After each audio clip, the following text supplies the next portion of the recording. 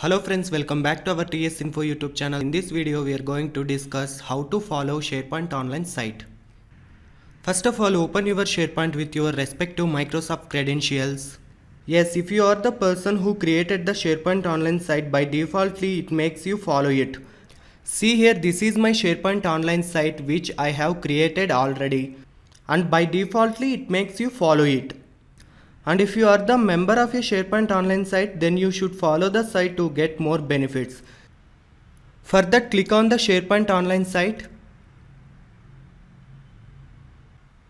and here you select the star icon to follow. When we follow a SharePoint site, we will receive all the news, updates and activity on the SharePoint homepage. Followed SharePoint site get a boost in search results whenever you search for any content on the site. If you follow a SharePoint site, then you will receive easily move or copy files between the sites. And followed SharePoint sites are available under the following section on the SharePoint homepage. And if you want to view all following sites by you, just click on the SharePoint option. And here you can see followed sites under the following section.